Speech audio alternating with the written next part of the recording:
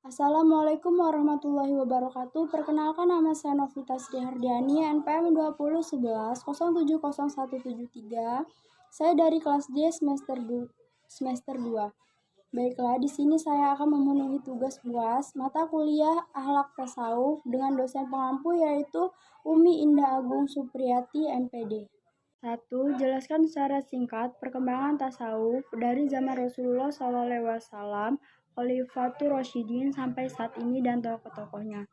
Perkembangan tasawuf dalam Islam telah mengalami beberapa fase, yaitu pada abad pertama dan kedua Hijriah, yaitu fase asketisme zuhud. Sikap ini banyak dipandang sebagai pengantar kemunculan tasawuf. Pada fase ini terdapat individu-individu dan kalangan muslim yang lebih memusatkan dirinya pada ibadah dan tidak mementingkan makanan, pakaian, maupun tempat tinggal.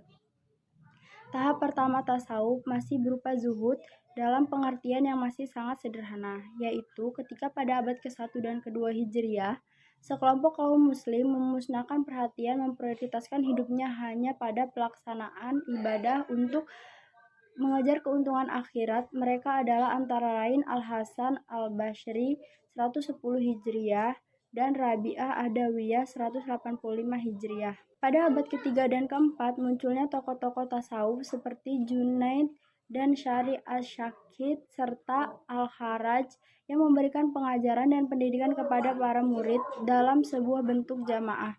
Untuk pertama kali dalam Islam terbentuk teraket yang kala itu merupakan sebagai segala pendidikan yang memberikan segala pengajaran teori dan praktik kehidupan sufistik kepada para murid dan orang-orang. 4 orang yang berhasrat memasuki dunia tasawuf, mengembalikan tasawuf kepada status semula sebagai jalan hidup zuhud, pendidikan jiwa, pembentukan moral, pemikiran-pemikiran yang diperkenalkan Al-Ghazali dalam bidang tasawuf dan maghfirat, sedangkan demikian mendalam dan belum pernah dikenal sebelumnya. Dia mengajukan kritik-kritik tajam terhadap beberapa aliran filsafat untuk mempercayai dasar-dasar dan kukuh bagi jamaah. Bahkan muncul tokoh-tokoh sufi, antara lain yang paling menonjol yaitu adalah Syekh Abdul Al-Hasan Al-Syadzi 650 Hijriah dan muridnya Abu Abbas Al-Mursi 686 Hijriah serta Ibnu Athailah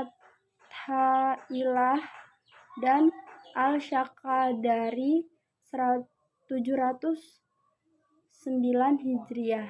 Pada abad ke-6 Hijriah, sebagai akibat pengaruh kepribadian Al-Ghazali yang begitu besar, pengaruh tasawuf Sunni semakin meluas ke seluruh pelosok dunia. Pada abad ke-6 Hijriah muncul sekelompok tokoh tasawuf yang memadukan tasawuf mereka dengan filsafat dengan mereka yang bersifat setengah-setengah. Di antara mereka terdapat Sukhirafawat Al-Maktum 549 Hijriah, Syekh Akbar Muhyiddin Ibnu Arabi 635 Hijriah, dan sebagainya. 2. Bagaimanakah cara kita membedakan muhasabah dan muraqabah? Berikan contoh dalam kehidupan sehari-hari. Muhasabah merupakan melakukan introspeksi diri tentang kesalahan-kesalahan yang telah diperbuat. Sedangkan muraqabah adalah sifat seseorang yang merasa selalu dilihat dan diawasi oleh Allah Subhanahu wa Ta'ala. Dengan adanya sifat ini, orang akan takut untuk melakukan keburukan karena akan selalu merasa diawasi dan dilihat oleh Allah Subhanahu wa Ta'ala. Yang ketiga adalah pertumbuhan dan perkembangan tasawuf di dunia Islam dapat dikelompokkan ke dalam 3 tahapan: tahap zuhud, tahap tasawuf falsafi, dan tahap tarekat. Jelaskan arti dari ketiga tahapan tersebut. Secara bahasa, zuhud berasal dari bahasa Arab yang artinya tidak ingin terhadap sesuatu atau meninggalkannya. Zuhud maknanya adalah meninggalkan kemewahan duniawi dengan mengharap kebahagiaan akhirat untuk memperoleh ridho Allah Subhanahu wa Ta'ala. Bersikap zuhud tidak berarti lantas membenci harta dan menjalani laku hidup berkekurangan, melainkan tidak terlena terhadap kehidupan dunia. Yang kedua, tasawuf falsafi adalah pemaduan antara visi mistis dengan visi rasional, atau pemaduan antara tasawuf dengan filsafat sehingga ajaran-ajarannya bercampur dengan unsur-unsur dari luar Islam, seperti filsafat Yunani, Persia, India, dan agama Nasrani. Akan tetap orientalisnya sebagai kebudayaan dan pengetahuan yang berbeda-beda. Sejalan dengan ekspresi Islam pada waktu itu telah menjaga kehidupan ajaran aliran mereka, terutama bila dikaitkan dengan kedudukan mereka sebagai umat Islam. Para sufi falsafi memandang bahwa manusia mampu naik ke jenjang persatuan dengan Tuhan yang kemudian melahirkan konsep-konsep mistik, seni, filosofis. Yang ketiga, tarekat. Tarekat merupakan sebuah istilah yang menuju kepada aliran-aliran dalam dunia tasawuf atau sufisme Islam. Secara bahasa berarti jalan atau metode. Istilah tarekat dalam ilmu tasawuf memiliki dua makna.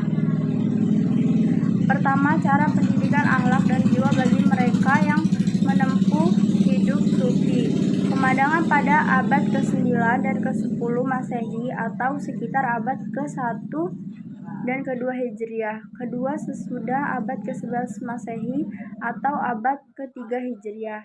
Tarekat mempunyai pengertian sebagai suatu gerakan yang lengkap untuk memberikan latihan-latihan rohani dan jasmani kepada segolongan kaum muslim menurut ajaran dan keyakinan tertentu. Cukup sekian presentasi yang dapat saya sampaikan. Apabila ada kesalahan kata, saya mohon dimaafkan. Saya akhiri. Wassalamualaikum warahmatullahi wabarakatuh.